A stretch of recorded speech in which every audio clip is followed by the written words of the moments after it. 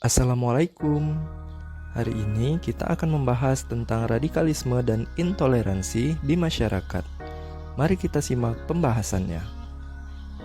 Radikalisme adalah paham atau pemikiran atau aliran yang sangat berbeda dari norma yang berlaku umum di masyarakat.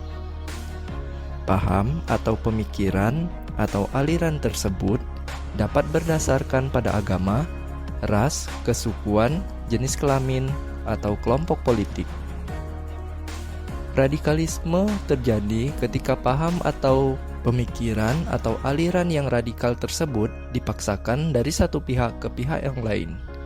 Dalam hal ini, terjadi pemaksaan terhadap paham dari satu pihak ke pihak yang lain, berarti telah terjadi intoleransi.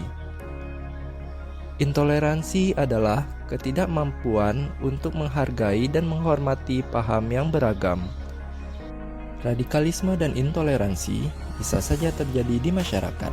Misalnya, melecehkan kelompok atau individu berdasarkan ras atau suku dapat dilakukan oleh kelompok mayoritas kepada kelompok minoritas, atau pemaksaan kepercayaan atau penggunaan atribut berdasarkan agama tertentu, baik secara kolektif maupun individual kepada kelompok atau individu lainnya yang berbeda kepercayaan. Radikalisme dan intoleransi juga dapat dilakukan dalam jenis-jenis perilaku sebagai berikut.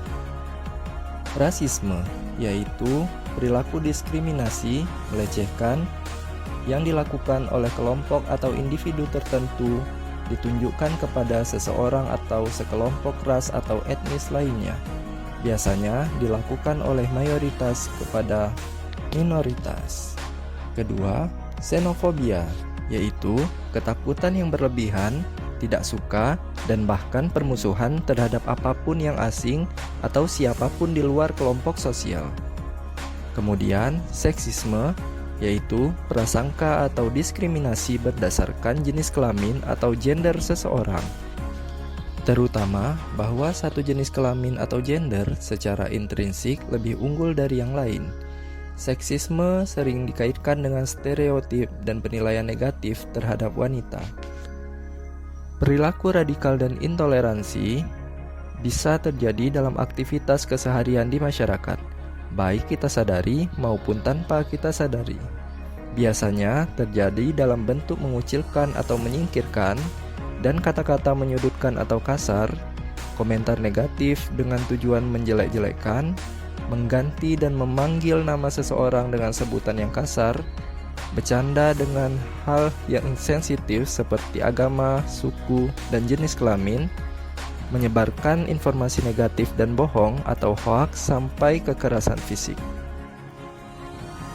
Perilaku radikalisme dan intoleransi tersebut dapat mengakibatkan ketidakpercayaan, ketidaknyamanan, dan keributan. Konsekuensi negatif dari perilaku radikalisme dan intoleransi tersebut adalah saling tidak percaya, tidak nyaman, dan tidak aman, baik secara psikologis maupun secara fisik. Oleh sebab itu, hindari perilaku radikalisme dan intoleransi agar kita hidup aman dan nyaman di masyarakat.